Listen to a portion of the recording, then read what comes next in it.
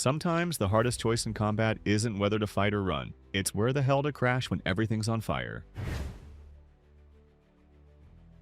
Let's start with December 20th, 1943. Charlie Brown's B-17 Flying Fortress, cheekily named Ye Old Pub, had just finished turning Bremen into rubble when German fighters decided to return the favor. By the time the Luftwaffe was done with them, Brown's bomber looked like it had been through a blender. Tail gunner dead, crew bleeding out, and more holes than a golf course. What happened next is nearly unbelievable. A German ace named Franz Stigler caught up to finish them off, but upon seeing the crew, some dead, others badly injured, plane torn open, decided against delivering the killing blow. Stigler then escorted the dying bomber toward Allied territory. Later said the bomber earned the right to make it home. He'd been taught chivalry in combat, not to shoot men who can't defend themselves. The B-17 somehow limped back to England, proving that sometimes the most impressive thing about a flying fortress isn't the bombs. It's the sheer stubborn refusal to acknowledge when it should be dead. The surviving crew members were undeniably lucky for a man like Stigler to have been the enemy in pursuit,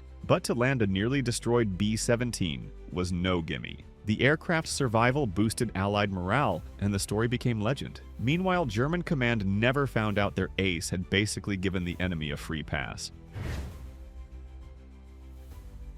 During the Battle of Britain, emergency landings were happening so frequently that British farmers started getting used to finding German aircrew in their wheat fields. But here's where location became everything. An RAF pilot bailing out over Kent could be back in the air within hours. A Luftwaffe pilot coming down in the same field? Congratulations!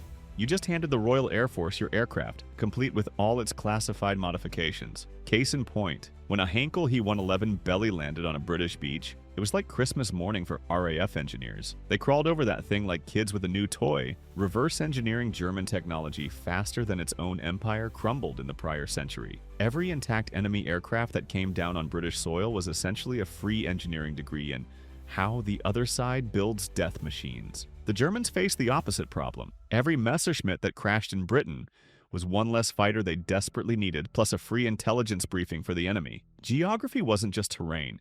It was tactical destiny.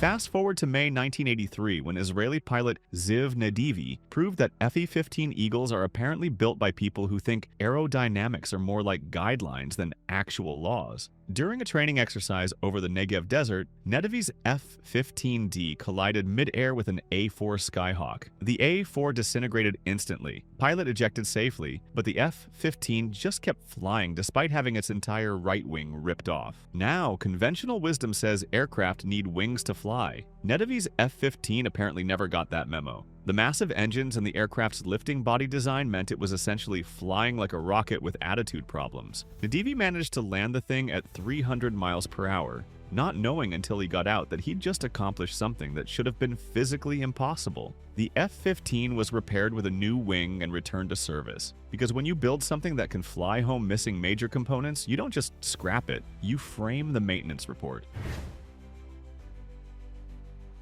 Vietnam taught pilots that sometimes the ejection seat is just the beginning of your problems. Major John Dramisi learned this in 1967 when his F-105 went down over North Vietnam. The jungle canopy that was supposed to hide him from enemy forces also made rescue nearly impossible. Dense vegetation meant that even a successful bailout could leave you just as dead, either from the landing itself or from the inevitable search parties. This is where the famous Sandy A-1 Sky Raiders and Jolly Green Giant rescue helicopters earned their reputation, but their success depended entirely on where that aircraft hit the ground. Crash in an open area? Maybe you're going home. Crash deep in triple canopy jungle? Hope you paid attention during the evasion phase of SEER school. The North Vietnamese understood this perfectly. They'd monitor emergency frequencies, waiting for downed pilots to call for help, then track the rescue attempts. Every emergency landing became a tactical chess match, where the wrong move meant permanent residence in the Hanoi Hilton. But American pilots adapted. They developed coded communications,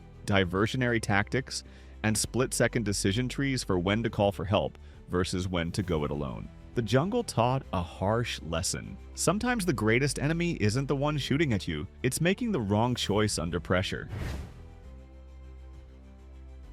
During Desert Storm, A-10 Warthogs proved that sometimes the best defense against enemy fire is being so ridiculously over-engineered that battle damage becomes a minor inconvenience. Captain Paul "Raz" Johnson demonstrated this perfectly when his A-10 took a direct hit that shredded one wing and killed his hydraulics. Any reasonable aircraft would have fallen out of the sky like a brick. Johnson's A-10 just kept flying because the aircraft was designed by people who apparently assumed it would get shot to pieces and planned accordingly. Johnson nursed it back to base and landed without hydraulics, probably while the plane was still complaining about the inconvenience. The A-10's survivability wasn't just about pilot safety, it was strategic. These aircraft were specifically designed to support ground troops in environments where getting shot at was part of the job description. Every A-10 that made it home after taking punishment was proof that the design philosophy worked.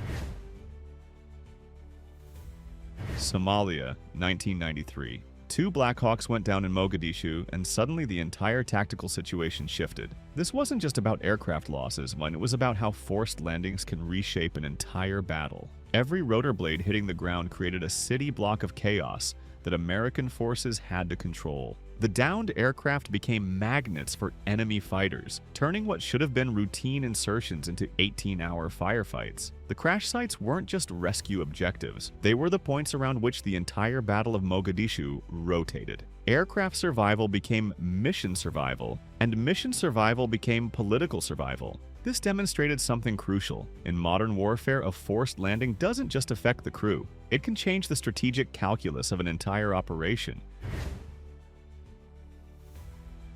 Jump to 2011, when Iran managed to capture an RQ-170 Sentinel stealth drone largely intact. No pilot was at risk, but the intelligence bonanza was enormous. Iran suddenly had access to some of America's most classified stealth technology, and they weren't shy about showing it off. This proved that even in the unmanned era, emergency landings still matter. Maybe more so because there's no pilot to destroy classified systems before capture. The drone's forced landing, whether through jamming, mechanical failure, or cyber warfare, handed Iran a technological gift worth billions of dollars.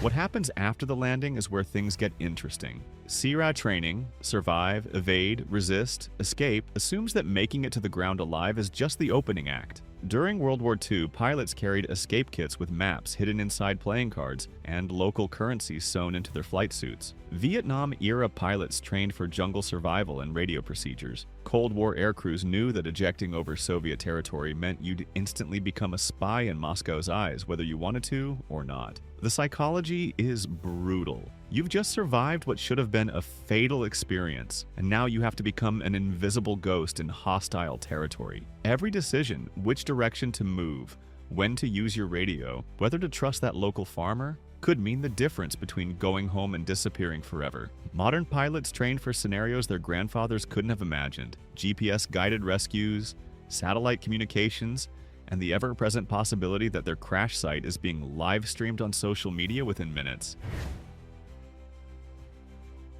Whether it's Charlie Brown nursing a dying B-17 across Germany, Zeev Nadivi landing an F-15 that had no business staying airborne, or modern pilots dealing with drone warfare and social media, the fundamental challenge remains the same. When your war machine breaks, your real war begins. And sometimes the best victory isn't the enemy you shoot down. It's the day you make it home when you shouldn't have been able to.